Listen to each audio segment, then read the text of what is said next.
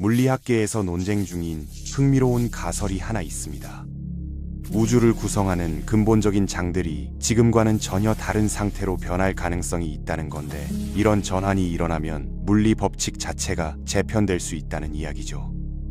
학자들은 이걸 진공 붕괴라고 부르는데, 오늘은 이 흥미로운 개념에 대해 차근차근 살펴보려고 합니다.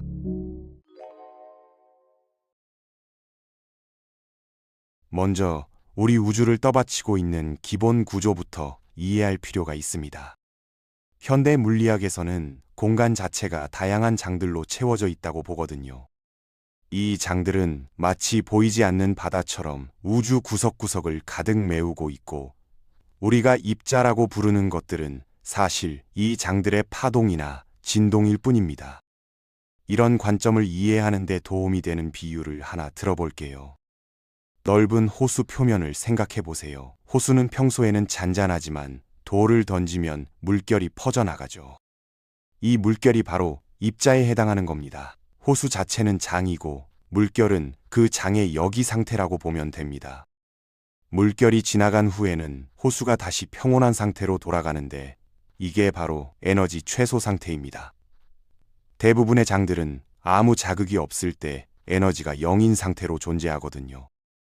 그런데 특별한 장이 하나 있습니다. 힉스장이라고 불리는 건데, 이건 좀 독특해요. 다른 장들과 달리 힉스장은 완전히 비어있는 상태를 선호하지 않습니다. 오히려 어느 정도 채워진 상태를 가장 편안하게 여기죠. 호수 비유로 돌아가면 힉스장은 물이 완전히 빠진 마른 호수가 아니라 어느 정도 물이 차 있는 상태를 기본으로 삼는다는 겁니다. 이게 중요한 이유는 바로 질량 때문입니다. 우리 주변의 물질을 이루는 기본 입자들이 질량을 가지는 건 대부분 이 힉스장과 상호작용하기 때문이거든요. 힉스장이 얼마나 강하게 채워져 있느냐에 따라 입자들의 질량이 결정되는 거죠. 이 메커니즘의 세부 사항은 복잡하니 오늘은 넘어가고 핵심만 기억하면 됩니다. 힉스장은 기본 상태에서도 0이 아닌 값을 가지고 있고, 그게 우주의 기본 설정이라는 겁니다. 여기서 흥미로운 질문이 생깁니다. 혹시 힉스장이 지금과는 다른 안정 상태를 가질 가능성은 없을까요? 물리학자들은 이론적으로 그럴 수 있다고 봅니다. 마치 언덕에 여러 개의 웅덩이가 있는 것처럼 에너지가 낮은 지점이 여러 곳 존재할 수 있다는 거죠. 공을 이 언덕에 올려놓으면 가장 가까운 웅덩이로 굴러 들어가서 거기 머물게 됩니다. 문제는 그게 가장 깊은 웅덩이가 아닐 수도 있다는 겁니다. 물리학에서는 이렇게 구분해요. 가장 낮은 에너지 상태를 참 진공이라고 부르고, 그보다 약간 높지만 안정적으로 보이는 상태를 거짓 진공이라고 합니다. 거짓 진공에 있는 공은 당장은 움직이지 않지만 더 깊은 웅덩이로 굴러갈 방법만 찾으면 그리로 이동하게 되죠. 그런데 두 웅덩이 사이에는 언덕이 가로막고 있어서 평소에는 넘어갈 수 없습니다.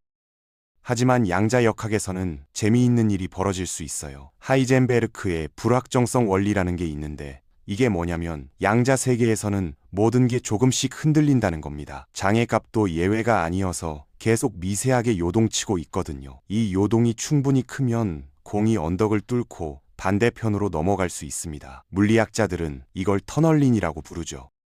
그렇다면 우리 우주는 지금 어느 웅덩이에 있을까요? 이게 핵심 질문입니다. 힉스 입자와 톱 쿼크라는 입자의 질량을 정밀하게 측정한 결과를 보면 학자들 사이에서도 의견이 나뉩니다. 일부는 우리가 거짓 진공에 있을 가능성이 있다고 보고, 일부는 아직 확실하지 않다고 이야기합니다. 경계선 근처에 있는 건 분명한 것 같은데 어느 쪽인지는 더 연구가 필요한 상황이죠.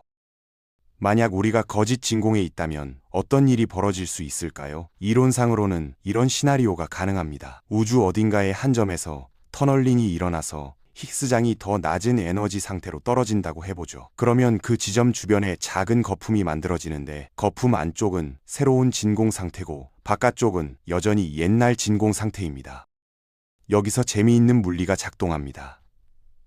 거품 안쪽은 에너지가 더 낮으니까 안정적이지만, 거품의 벽 부분은 두 상태 사이의 전환 지역이라서 에너지가 높아요.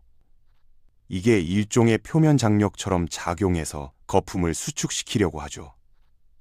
작은 거품은 대부분 이 장력 때문에 사라져버립니다. 하지만 거품이 충분히 크게 형성되면 이야기가 달라집니다. 거품의 부피는 반지름의 세제곱으로 커지지만 표면적은 반지름의 제곱으로만 커지거든요. 그러니까 어느 임계점을 넘어서면 안쪽의 확장 압력이 표면 장력을 이기게 되는 거죠. 그렇게 되면 거품은 점점 빨라지면서 팽창하기 시작하고 이론적으로는 빛의 속도에 가까워질 수 있습니다. 물론 전부 이론적인 계산에 기반한 이야기입니다. 이런 거품이 확장하면 안쪽 영역에서는 힉스장의 상태가 바뀌게 됩니다. 그리고 힉스장이 바뀌면 입자들의 질량도 달라지죠. 질량이 달라지면 화학 반응의 속도나 별의 핵융합 과정 같은 것들이 지금과는 다르게 작동할 겁니다. 물론 이게 실제로 어떤 결과를 낳을지는 세부 조건에 따라 달라지고 학자들 사이에서도 논쟁이 있습니다. 자, 그렇다면 이런 일이 실제로 일어날 가능성은 얼마나 될까요? 여기가 중요한 부분인데 확률이 극도로 낮다는 게 현재 물리학계의 견해입니다. 터널링이 일어나서 충분히 큰 거품이 형성될 확률을 계산해보면 시간 척도가 엄청나게 길게 나와요. 우주의 현재 나이보다 수십억 배, 수조 배, 그보다 훨씬 더 긴 시간이 걸릴 수 있다는 계산도 있습니다.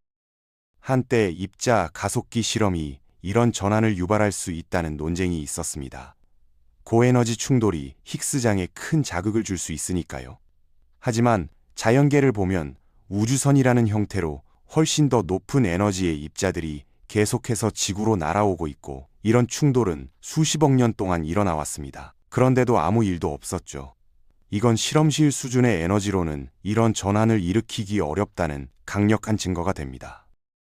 또 하나 고려해야 할 점이 있습니다. 설령 우주 어딘가에서 이런 거품이 생긴다 해도 우리에게 영향을 미치려면 그 거품이 우리가 있는 곳까지 도달해야 하거든요. 우주는 계속 팽창하고 있고 특히 먼 거리에서는 그 팽창 속도가 빛의 속도보다 빠를 수 있습니다.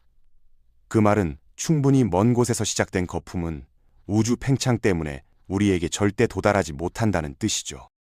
게다가 이론적으로 재미있는 점이 하나 더 있습니다. 만약 이런 거품이 정말로 빛의 속도로 다가온다면 우리는 그걸 미리 알 방법이 없어요. 빛도 같은 속도로 오니까 경고 신호가 먼저 도착할 수가 없거든요. 물론 이건 순전히 이론적인 사고 실험일 뿐입니다.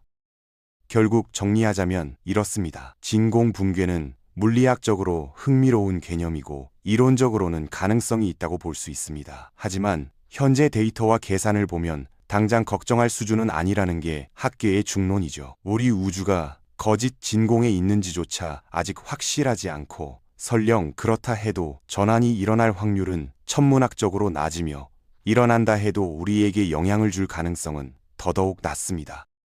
물론 과학은 계속 발전하고 있고 힉스 입자와 관련된 측정이 더 정밀해지면서 우리의 이해도 달라질 수 있습니다. 어쩌면 우리가 안전한 참 진공에 있다는 걸 확인하게 될 수도 있고 아니면 거짓 진공이지만 전환 확률이 생각보다 훨씬 낮다는 걸 알게 될 수도 있죠. 이게 바로 이론 물리학의 매력입니다. 우주의 근본 법칙에 대한 질문을 던지고 수학과 실험을 통해 답을 찾아가는 거죠. 지금으로서는 우리가 살고 있는 이 우주가 수십억 년 동안 안정적으로 존재해왔다는 사실 자체가 가장 강력한 증거입니다.